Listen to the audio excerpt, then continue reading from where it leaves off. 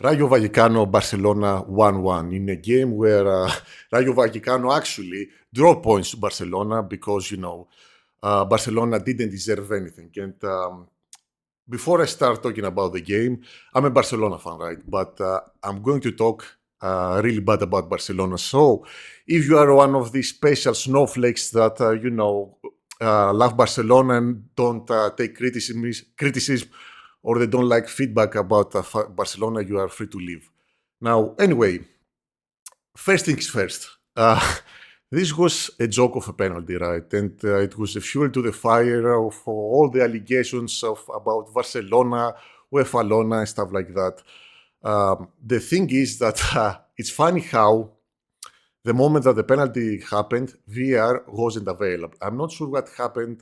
I'm not sure what the deal was, but pretty sure that wasn't Barcelona's fault. That was La Liga's case and Rayo Vallecano's, responsibility. So to say that Barcelona paid the referee is stupid because it was in Barcelona's, responsibility for VAR to be working at the time. Now, from the referee POV, it's really easy to get fooled because, like, if you're behind the scene, the tackle that never happened, it wasn't a penalty 100%. It's really easy to get fooled because, Yamal dribbles 1-2 and then suddenly you see some leg movement and you assume that they dribble Yamal. But if you watch the replay, it's clearly not a penalty. And the funny thing and the sad thing is that Barcelona had to rely on a non-penalty to barely take a point from this game, right? But let's talk about the game more, right? Because this is starting to become the biggest joke in La Liga. First of all, let's talk about a few players. Dani Olmo, I really like Dani Olmo. He's one of my most favorite players, right? But he played like a stray dog yesterday. He missed a sitter. He missed all he had to do. It was around it was the first half, like when who gave him the pass, bro? It was Rafinha, Yamal. I don't remember, but he had an open goal and he just shot it wide, right? He missed the ball a lot of times. His dribbling wasn't the best. That's why he got subbed off. Even he had the clear shot on goal, by a pass with Ferran Torres, and he just shot it wide against. The second stray goal, and I actually have an issue with, is Rafinha. Rafinha really like him, his redemption arc last year because he started as this poor guy that Xavi never trusted and he was about to leave and Hansi Flick trusted him and he had this amazing year and everyone was praising him and he's about to win the Ballon d'Or and stuff like that. But he's become a player that now cares about the highlights, about the cloud, and he's playing for himself. Like if you could easily score in the first half, but instead of a chance, instead of passing to Ferran Torres, he decided to shoot. He decided to shoot, and you could see, Ferran Torres clearly frustrated, saying, "Yo, brother, I'm here. Why don't you pass the ball? And I have the goal open." Okay, and then he made a really bad pass on, before the end of the first half, and he got subbed off as well because he didn't do anything. He wasn't playing well. Anyway, the next person that played like absolutely crap was Kunde. I'm not sure why these players care more about their hair and their bandanas than actually playing the game. Kunde was off the pitch, like his brain. I'm not sure if the bandana he's wearing is restricting his blood flow in the brain, but he was playing like crap. Same with Balde. Balde was better defensively. He made some really good tackles, but most chances came from Balde's position. And I guess because Balde pushes more up, because he's more an attacking fullback, so it makes sense that they're going to exploit his flank. But the thing is, the sad part is that, last season, you could make the argument that it's a new team, new coach, and, the offside trap and the defense, and it's time to organize and, get better, and we need to improve. But this year, there's no excuses. Our defense is horrible. Again and again. First, you had Levante. Now we have Rayo Vallecano. We can't win anything with this defense. Something has to change. I'm not sure why Flick is so insistent on, insists so much on this offside trap. I don't think it's offside trap is a tactic that you just play this and nothing else. I think it's, it has its place, it has its moments, but you can't base your whole defense identity around an offside trap because at some point, man, the opponent players are not the monkeys. At some point, they're going to figure out how to beat it. And you could see yesterday that they managed to beat offside trap again and again and again. And that's why Rayo Vallecano, a mid-table team that hasn't been in Europe in 30 years, and it's their first time after 30 years that they're in Conference League, had more shots on goal than Barcelona, right? The champions of La Liga. Eric Garcia, oh man, he made so many wrong passes. Like we gave the possession away so many times. Like they were playing like fucking dogs, man. It was so sad to see. The corner kick from Rayo Vallecano. No one was there, man. This guy was all alone. Who was it? Unai Lopez? I don't remember his name. He was all alone. I think it was Conte's responsibility. Easiest goal in his life. That's what I've been saying. If you go and watch previous games from La Liga, the past season, it's insanely easy to score against Barcelona, but Barcelona have to make something magical to score a goal. This is the stupid part of this whole thing. It's so easy to score against Barcelona. All you have to do is make a proper run, exploit their weaknesses, exploit their flanks, and then you can score a goal. If it wasn't for Juan Garcia, bro, thank God we signed this guy. This guy is incredible. If we didn't have Juan Garcia yesterday, we have either Chesney or Ter Stegen, it will be a generational, embarrassing game for Barcelona. This guy saved us. And we had the fake penalty and, a bunch of offside goals to marginally take 1 point. I think we robbed the better team, which is Rayo Vallecano, of 2 points, right? And yeah. Now I see some stupid Barcelona fans complaining about the pitch. Pro, when you're Barcelona and you're competing for all the major titles, you can cry like a little bitch about the terrace or the pitch, because Rayo Vallecano, play on the same field, and you can make the argument where they're used to it. Bro, you're getting paid millions. You're a professional. Adapt to it. This is not excuse. There's no excuse that Dani Olmo, missed an open goal. There's no excuse that Rafinha didn't do anything. Lewandowski came in. Fucking Lewandowski, man. Oh man, I like Lewandowski, man. But the thing is, Omar, he doesn't do anything if we're not pressing and we have, the momentum and we're sitting at the final third. He doesn't do anything for the build-up. Rashford didn't do much anyway. Fermin didn't add anything new. Mediocre game, man. I think I'm not sure what's up. Can someone from the coaching team tell them that, the vacations are over? That we're actually stop playing in fucking Seoul for the friendly games that we're playing serious competitions. Fucking hell, man. Like, this is depressing. Now, the next stupid argument that I hear is that, with this team, we won La Liga, Super Cup, not Super Cup, Super Copa, Copa del Rey, we made to the semi-finals.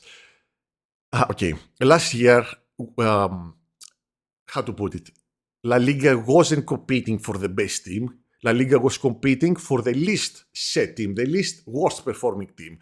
We had Atletico, Barcelona, and Real Madrid, right, being in the race. And they were all playing really badly and dropping points left and right. So it wasn't who was the best, which team was the best, it's who managed to drop the least stupid amount of points, right? Because the common thing between all these three teams is that they kept dropping points again and again. And I don't think competing against a really bad Real Madrid team like it was last year, it's such an achievement. Because let's face it, Real Madrid wasn't that good last year, and they definitely look much better this season, right? And if you watch Real Madrid's past 3 games, you can see how good they are defensively. The enemy team can't even, get a shot on goal, let alone score. They're playing really good, and they're choking the enemy on their own half. And it will be scary for Barcelona to to face them. Anyway, now with this defense, I'm pretty sure we're not winning anything again because Real Madrid is looking a lot better with Xabi Alonso. The whole reason we made it to the semi-finals, we kind of, managed to finish second in the league phase was because our schedule and fixtures were really easy, right? We didn't have any, if you exclude Bayern, on the league phase, we didn't have any big teams. And on the knockout phase, we had the easiest path by a landslide. We had Benfica that we somehow almost managed to choke with Kubarsi getting sent off. And then Dortmund that we managed to beat them 4-0 in the first game. And then we were looking like, we never played football again. Before, like we never seen a football in general. And we lost 3-1. And then it was generational, us whooping by Inter. Even though, I saw the game, I remember the fouls and all that stuff, bro. What you don't get is we managed to concede 7 goals by Inter. 7 goals. At some point, you can't keep outscoring everyone. Inter didn't do much and they managed to score 7 goals. Inter then went to play against PSG and they didn't even manage to,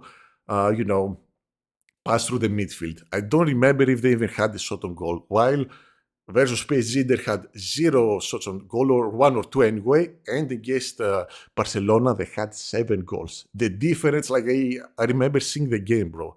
Inter versus PSG and how to put it, PSG had them rounded like dogs, like they couldn't go anywhere in there. They were confined in their small space, they couldn't break through. While from Barcelona, like it's so easy, man, to go through them, throughout the fence and try get 1-on-1 versus the goalkeeper. Well, it's disgusting defense, man. And the thing is, I love Flick, bro. I love how he came and, we won the domestic trade. But at some point, you have to stop the fucking excuses. We're going to improve. We did a lot of mistakes. Yeah, bro, no shit. Something is not working. Something is not clicking. Either the tactics or the players are not suited for this kind of defense game. Because if you go and watch all the La Liga fixtures from last year, like on the YouTube channel, you can see that we won La Liga by luck. The amount of chances that we... even mid-table teams, like go back to Celta Vigo when we managed to, turn the game from 1-3 to 4-3. At the last minutes of the game, one of the attackers missed a header with open goal. It could easily be 4-4. We beat Real Madrid 2 times, and we still managed for the league to be close call. It was like 4 or 5 points. It wasn't that dominant. I mean, the La Liga title. So even if you are a Barcelona fan, this is concerning, man. Right? Certain players need to stop slugging off. Yeah, we were champions of. I'm not sure why I'm saying we. I didn't play there. Barcelona were the champions of Spain. They won the Copa del Rey. They won the Supercopa. But I don't think we're going far with this defense in UCL.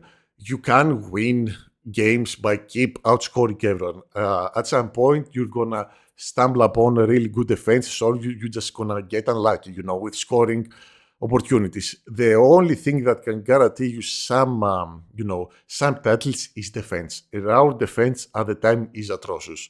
We keep conceding the easiest goals imaginable. Like I said, if it wasn't for Juan Garcia, we would have it will be so embarrassing, bro. Like it will be the making of history for Barcelona. Like it will be a standalone point of history where Barcelona got an ass whooping from Rayo Vallecano, like the 8-2 from Bayern Munich, right?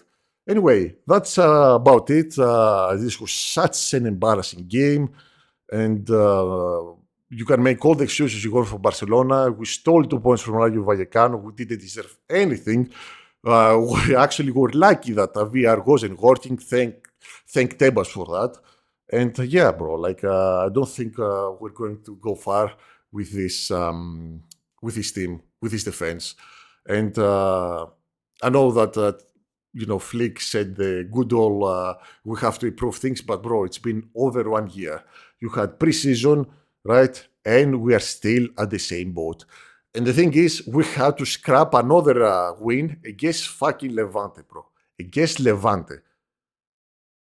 We have Levante that just gotten promoted to La Liga, and we had to score a goal at the 91st minute to get 3 points from Levante, right? Anyway, if you want to sim for Barcelona, see there's no issue and say shit like that, oh well, it's just one game. No, bro. If you think it's just this game, you're fucking stupid. You're just stupid straight up. It's the same story from last year. It's the same story from Levante. Nothing has changed. Anyway, let me know about your thoughts in the comments down below.